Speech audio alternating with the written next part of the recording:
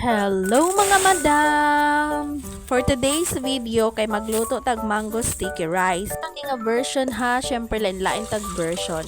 Og mauna to giandam na nako ang mga ingredients. Kani gikilisan na nako ang pilit.